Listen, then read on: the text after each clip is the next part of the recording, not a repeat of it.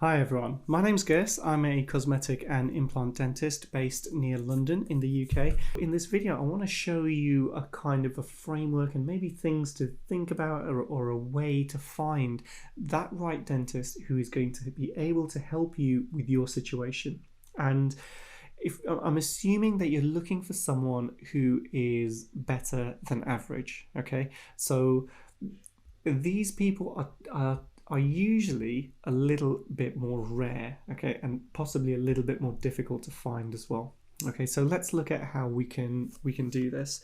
The first thing is, if you have a complex situation and you haven't seen a dentist for a long time, chances are you don't know what you need. Okay, so if you might look in the mirror and say, oh my god, my teeth are so bad, everything needs to come out, I need to have implants, which might be the correct solution.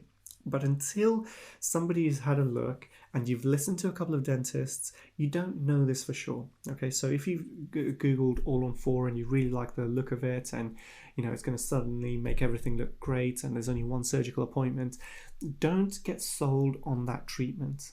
Okay, don't search All-on-4 dentists near me. You will find an All-on-4 dentist near you. Okay, there's loads of people who can perform this treatment. The question is it the right treatment for you? So try and find a general dentist, a dentist who at least has a knowledge of everything, and they may not themselves do all of these treatments. Now, for example, I don't do every single treatment which is possible for my patients. There are specialists in gum treatment, specialist periodontists, there are specialist root canal dentists who I always refer out to. What this means is a patient comes to see me and they've got a problem, and I know that the best solution for that problem is to do a root treatment on that tooth. Now, I don't perform it, so I will say, hey, look, at least speak to the root canal specialist who can help you with this.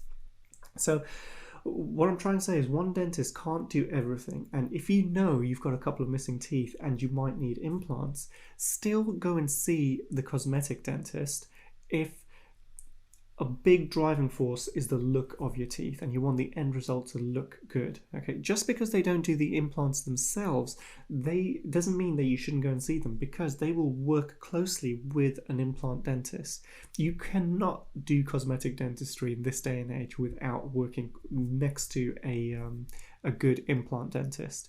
The more specialities they have in-house, the better it is. Okay, I'll list a couple of specialities in the in the notes below this video, just so you know what you're asking for, what you're looking for. Now, there are a whole bunch of accreditations available as well. Okay, so an accreditation is something, a little logo that you'll see on people's websites, and it suggests that they are good at something. Okay. Now, there are compulsory. It's not really an accreditation, it's an association. So for example, in the UK, you have to be, if you're a dentist, you have to be registered with the General Dental Council, the GDC. Some people will stick this on their website. This doesn't mean anything because everybody has to be, everyone's regulated by the GDC. Now, there are a whole bunch of other things. For example, for cosmetics, there is a organization called the British Academy of Cosmetic Dentists. And to make it complicated, there's another one called the British Association for Aesthetic Dentistry. And there's probably a whole bunch of other ones as well. These are all private organizations, and they offer courses and training for dentists. So if a dentist has this on their website, if they're a member of these organizations, what it means is that they are actively learning more. It doesn't mean they're really good, it means they are actively learning.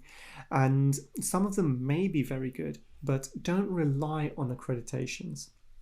Also, there's awards that dentists can have, and I used to enter these awards myself. You pay a little bit of money to the company organizing it, you write in a submission, and you will almost always get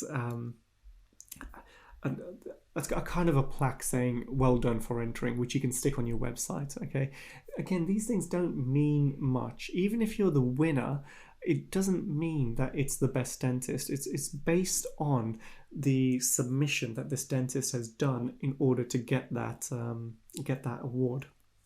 Most dentists are too busy to even enter these awards. Okay, so don't stress if your dentists don't have this award. There's more important things to look for. If you're looking for the best cosmetic result, or if you're looking for a good cosmetic result, you have to look at the before and afters. Every dentist doing cosmetic dentistry will be taking before and afters. They may put it on their website, or they may put it on their social media.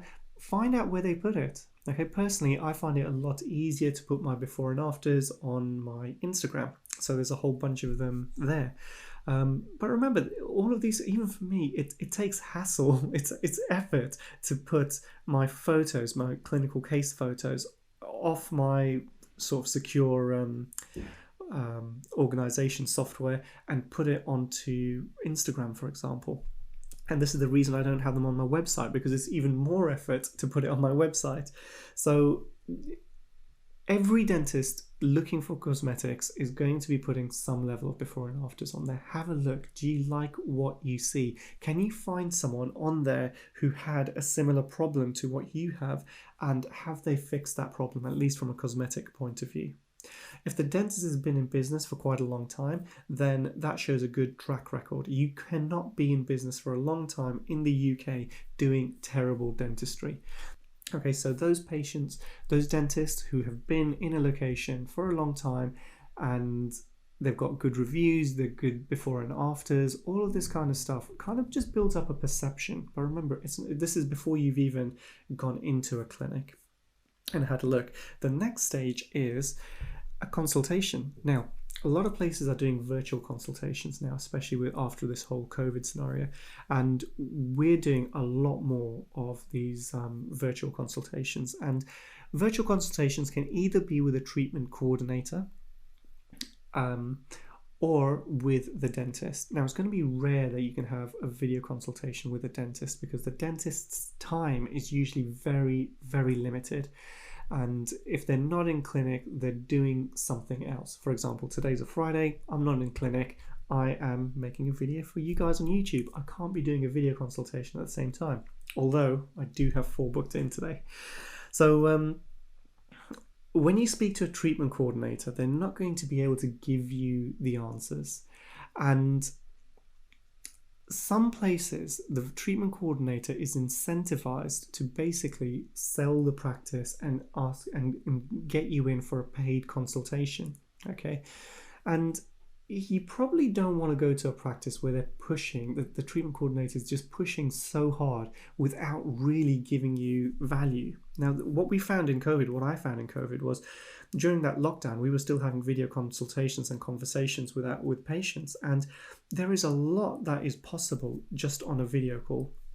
And I do like to see all the patients who contact me directly, once my treatment coordinators have kind of figured out that we are a good match and my patients know roughly what the cost of these treatments are going to be, I try to have a video consultation, because usually my patients have seen several other dentists, they've got x-rays, there's a lot of information I can give completely for free just on video consultations.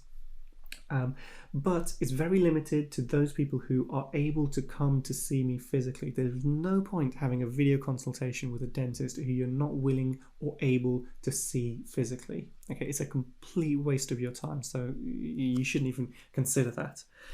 But the video consultations, you can get a feel. It's so much more personable. You know, even watching a video or having a video consultation, you get a feel of what the clinic is about. So definitely do that next. If everything looks good at that stage, pay a little bit of money and have a full consultation with the dentist. And at this stage, you should kind of know, are they able to help you with your problem? Okay, they should be able to show you cases and tell you the story of patients who have been in a similar situation to yourself and how they've been helped, and the before and afters and realistic outcomes. In some cases, it's impossible to achieve perfection, so it's important that you know what is and what is not possible. Now, at the end of a paid consultation, you should have a lot of clarity on your treatment options and your costs.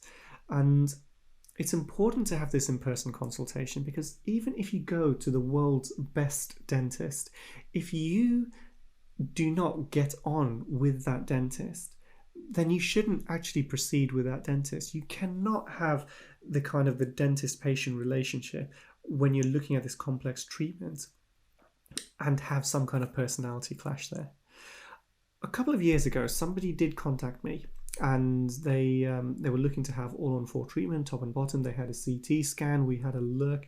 We went through various options and costs and everything. And it was an appropriate treatment, and cost was pretty reasonable, but the guy did the right thing. He went to several different dentists, and the guy was Italian, and he was very open and honest with me. He's like, look, it's between me and this other dentist, and he liked some of the products which the other guy used, and the other guy was Italian as well. And in the end, he decided to go with the other dentist. And this is actually, even though if you think about it, the clinical outcome or anything like that wasn't a deciding factor. It wasn't the skill of the dentist. I'm sure both of us can do the job, and whoever this patient went with, I know they would have had a fantastic smile at the end of it. Okay, this guy was doing a lot of research. I think a key deciding factor was that the other dentist was Italian, right? And that is totally fine. Okay, you have to be able to really get on, and the personality match is so important. The reason it's so important is that if things don't go right during treatment, okay, and I'm not saying a catastrophic failure of something, but sometimes stuff happens, temporaries break on, and little stuff, inconveniences happen during the treatment. If you like your dentist and you get on well with them, it's a much smoother ride for everyone involved. Okay, so sometimes I tell patients, hey, look, I don't think we're a good fit, okay, because we don't want to start down this journey and there's something niggling, it just doesn't feel right, okay. I can't overemphasize how important this is. You should have 100% trust with your dentist, because complications happen, problems happen, especially when you're looking at this complex treatment, and you want someone who is on your side and really will do everything to help you. It's a Saturday afternoon and your temporaries break. You want someone who can get you in first thing on Monday just to help you out. Now, the end decision of who you go ahead with is totally up to you. But if you try and narrow down the number of people who you're going for consultations with using the kind of stuff which we've mentioned here, it's going to save your time. It means you might only have to pay for 2 or 3 consultations, and you'll focus on those clinics who are actually able to help you. Okay, if you're looking for someone to just straighten your teeth, do a bit of Invisalign, there's a whole load of dentists who can do that.